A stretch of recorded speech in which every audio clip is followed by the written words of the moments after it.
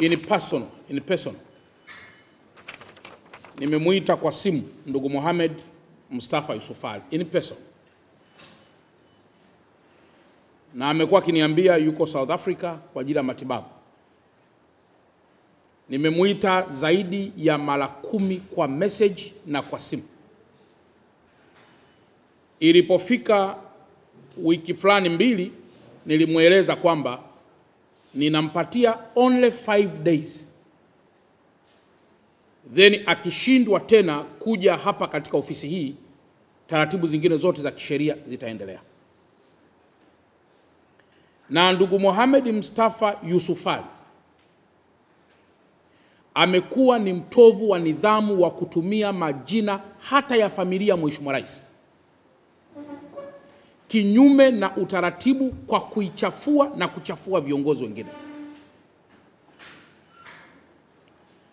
Bado mbele yenu waandishi wa habari, natoa tena siku 5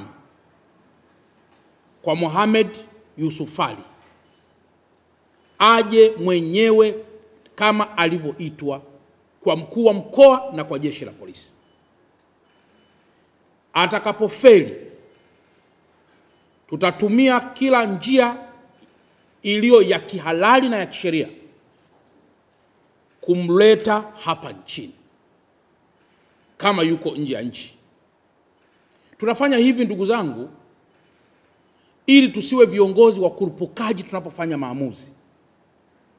Pande zote zisikilizwe, pande zote zionekane, ili mambo yote yaweze kuisha kwa mazungumzo na katika njia ambazo ni halali. Siku ile mabounce amekwenda, alikuwepo nchini. The moment ameona mambo yanakuwa magumu, hayupo tena nchini. Kwa nitoe onyo kwa wale wote ambao wanahusika na masuala ya kujichukulia sheria mkononi, na hata hawa ambao walihusika. Nimepata taarifa kutoka jeshi la polisi kwamba taratibu za kisheria kali dhidi yao zinaendelea. Lakini namba 2, mmepitishwa hapa na kamishna msaidizi kwamba kumbe wakati wa ukopaji wa pesa hiyo ilikuwa unasaini fomu inayosema nakopa, na wakati huo huo unasaini fomu inayosema nauza nyumba. Lakini kisheria tunaangalia ilikuwa ni mkopo au ilikuwa ni uuzwaji wa nyumba. Kwa kuna mazingira ya pasi na shaka ya unyang'anyi yaliyotumika kunyang'anya nyumba ya Bi Alice. Lakini kama mnakumbuka, ndugu yetu Justus M. Lugaibula, Mungu amrehemu, alishafariki. Na kwa mantiki hiyo msimamizi wa mirathi kwa sasa anaitwa Bi Alice Nyamwiza Pasco Haule, msimamizi wa mirathi. Kwa lugha nyepesi ni kwamba ingelikuwa katika sheria za kawaida, hati hii ingehama kutoka kwa ndugu Mohamed Mustafa Yusuf Ali kurudi tena kwa Justus M. Lugaibula. Umenielewa? Lakini kwa sababu Lugaibula amefariki, hati inarudi kwenye jina la msimamizi wa mirathi. Nieleweke hapa kwamba Bi Alice anaonekana kwenye hati hii sio kama mmiliki, bali kama msimamizi wa mirathi.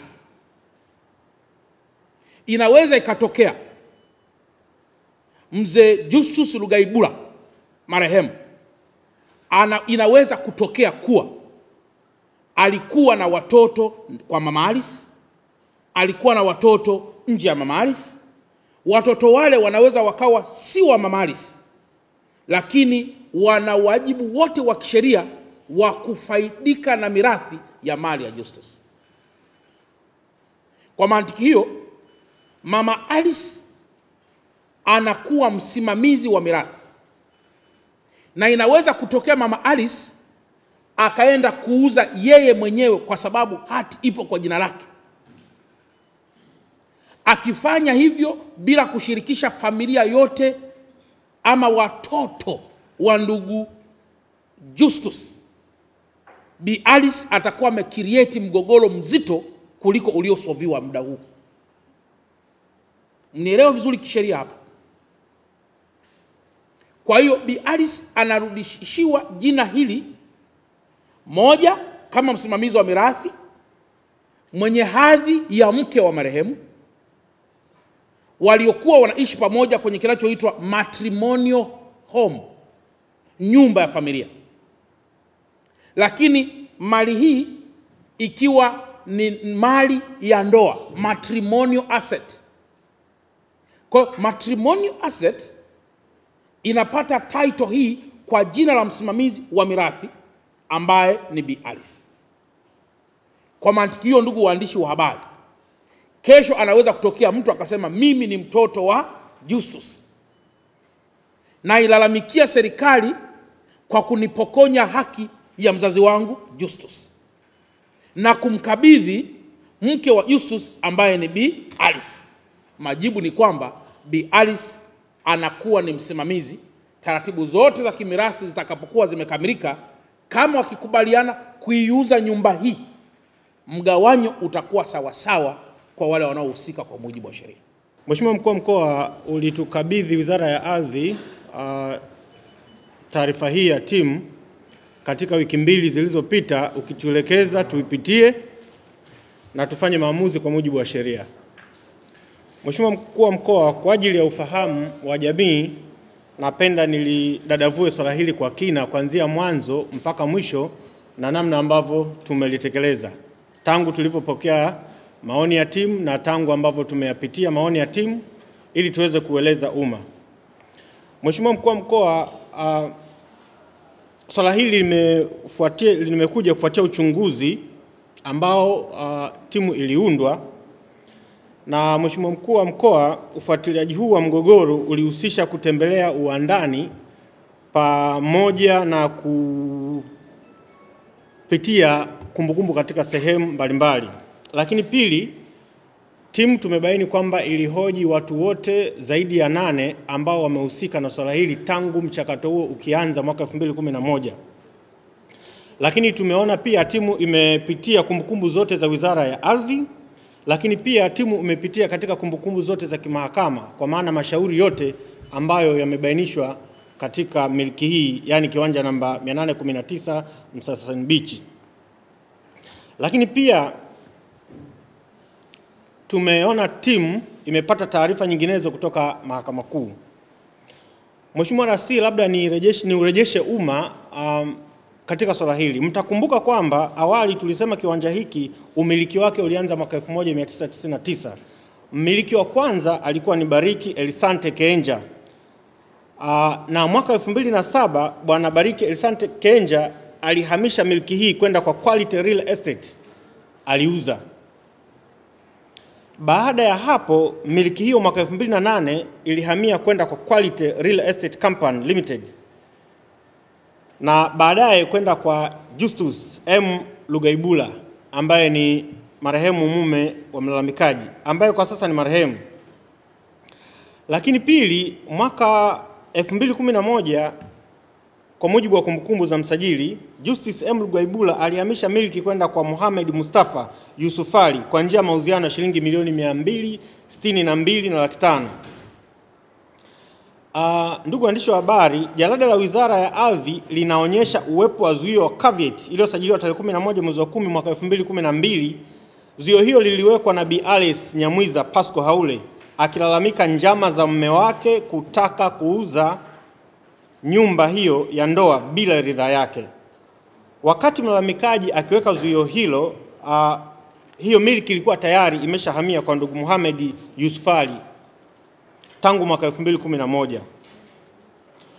Mheshimiwa Mwenyekiti, swala hili limefanywa uchunguzi, lakini pia nije kwenye kipengele cha mapitio ya sheria mbalimbali ambazo kamati imepitia katika sheria mbalimbali.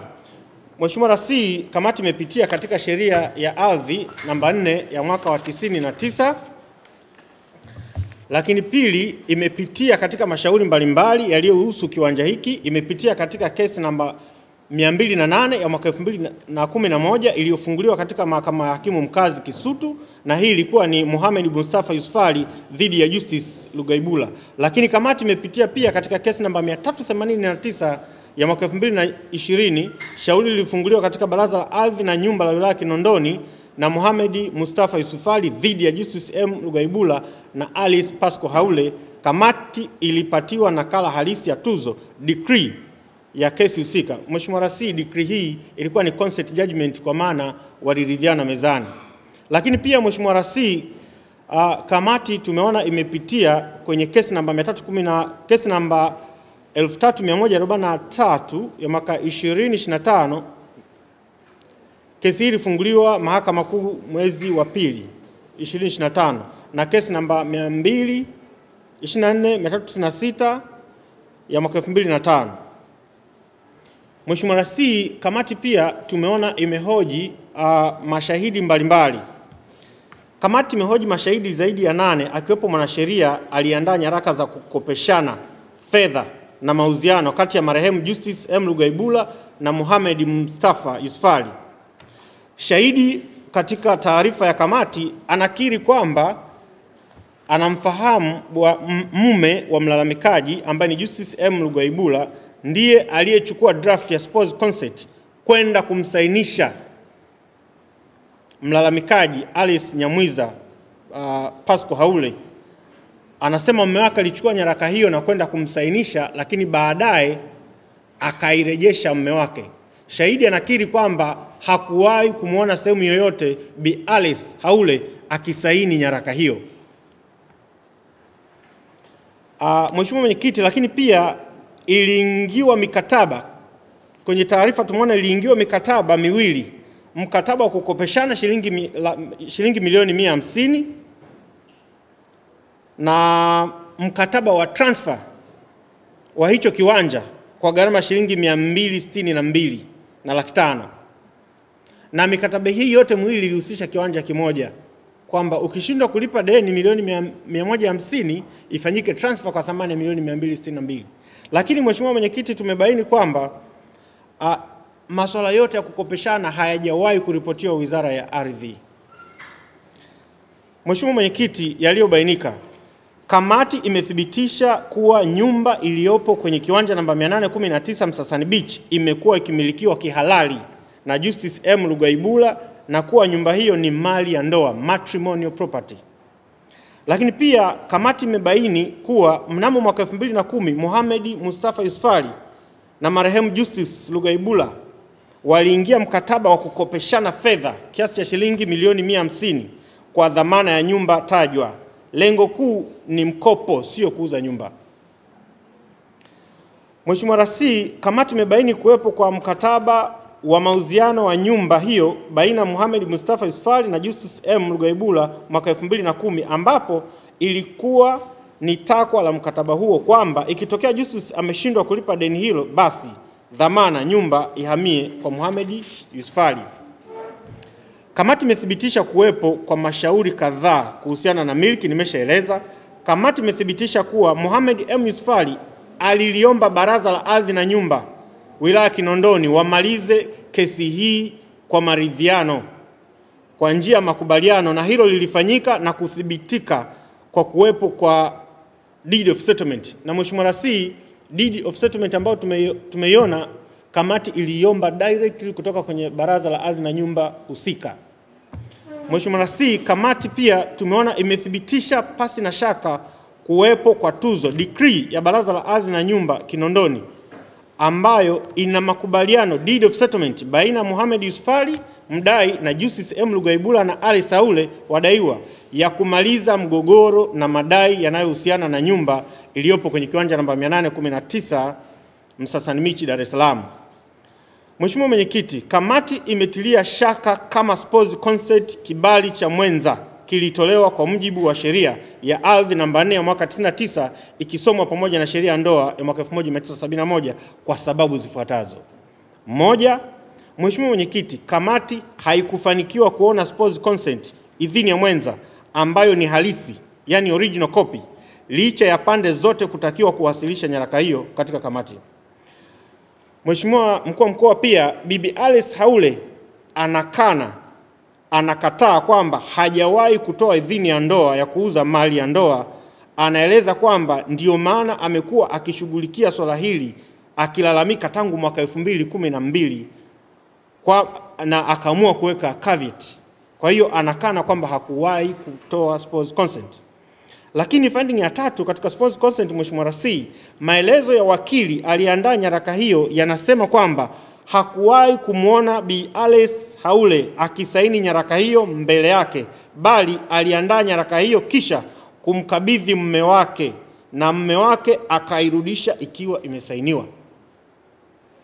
Lakini pili, Mheshimiwa Mkuu wa Mkoa, kivuli cha nyaraka ya idhini ya mwenza ambayo iliwasilishwa na mwanasheria wa Mohamed Mustafa Yusuf Ali inaonekana kuwa na saini ya maandishi na dole gumba kwa maana ya thumbprint, hali inayotofautiana na maelezo ya wakili aliyeandaa na kugonga mihuri nyaraka hizo, ambaye alikiri kwa maneno na maandishi kwamba nyaraka iliyowasilishwa kwake ilikuwa na saini ya maandishi tu. Yaani nyaraka ambayo mwanasheria aliandaa nyaraka zile za mauziano kati ya marehemu Justus na Mohamed Mustafa, anasema ililetwa ikiwa imesainiwa na mkono. Mheshimiwa Rasi, kuhusiana na jaribio la kumuondoa kwa nguvu Bi Alice Haule katika nyumba iliyokuwa akiishi, kamati imebaini taratibu za kisheria hazikuzingatiwa kwa sababu hakukuwa na amri yoyote ya mahakama au vibali vilivyoidhinishwa na mamlaka. Aidha, kamati imebaini kwamba zoezi hilo lilipelekea Bi Alice pamoja na familia yake kushambuliwa na kudhalilishwa. Vile vile wapangaji wa Bi Alice ambao ni raia wa kigeni waliibiwa vitu mbalimbali ikiwemo fedha zao, na masuala haya yameripotiwa katika jeshi letu la polisi. Mheshimiwa RC, baada ya kupitia taarifa hii ya kamati, pia tumeona maoni ya kamati na naomba niyaseme hapa kama yalivyo. Mheshimiwa RC, maoni ya kamati, maoni ya kwanza ni kwamba serikali kupitia mamlaka zake zichukue hatua dhidi ya watu binafsi na makampuni yanayojihusisha na ukopeshaji wa fedha bila kufuata sheria, kanuni na miongozo ya serikali. Mbili, pamoja na juhudi kubwa za serikali za kutoa elimu ya fedha na ardhi kwa wananchi, tunashauri jamii isiingie mikataba na taasisi au watu binafsi mikataba kama hii ambayo inatoa mwanya mkubwa wa kudhulumiwa. Tatu, wanandoa wanapouza mali ya ndoa washirikishe wenza wao na wanasheria waone wenza wao wakisaini kwa macho yao, kwa sababu watu sasa hivi hawaaminiani. Wajiridhishe ushirikishwaji wa wanandoa katika kununua na kuuza mali za ndoa. Lakini nne, waliohusika na jaribio la kumuondoa Bi Alice Haule kinyume na utaratibu wachukuliwe hatua kwa mujibu wa sheria, Mheshimiwa Rasi, na hilo lishalitolea maelekezo tangu siku ya kwanza. Mheshimiwa Rasi, pia tumeona katika taarifa ya kamati, kutokana na hizo fact, wanapendekeza milki ya nyumba hiyo irejeshwe kwa Alice Pasco Haule kama msimamizi wa mirathi ya marehemu Justus Lugaibula, ikiwa ni utekelezaji wa tuzo decree iliyotolewa na Baraza la Ardhi na Nyumba wilaya ya Kinondoni mwezi Septemba 2021, lakini pia kutokana na mashtaka ya kughushi spouse consent kwa maana ya idhini ya mwenza. Mheshimiwa Rasi, baada ya kupokea taarifa hii na kuipitia kwa kina, Katibu Mkuu Wizara ya Ardhi Engineer Anthony Sanga alifanyia kazi swala hili na hatimaye kuirejesha milki hii kwa mlalamikaji. Na hapa Mheshimiwa Rasi, kikupendeza, naomba nikukabidhi hati miliki husika ya Mama Alice ambayo ni hii hapa. Asante sana. Barikiwa sana. Asante sana.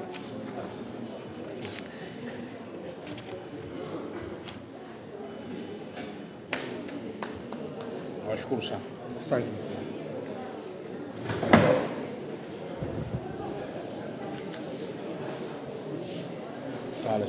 Ndio. Justice M. Lugaibula. Kwa majina naitwa Alice Pascal Haule, ni mke wa marehemu Justice M. Lugaibula, lakini pia ni msimamizi wa mirathi ya marehemu Justice Rugaibura ambaye ameacha watoto 4. Na kutokana na alivyoongea mkuu wa mkoa na viongozi wote wa serikali, ili jambo sihitaji kulieleza tena kwa sababu limezungumzwa.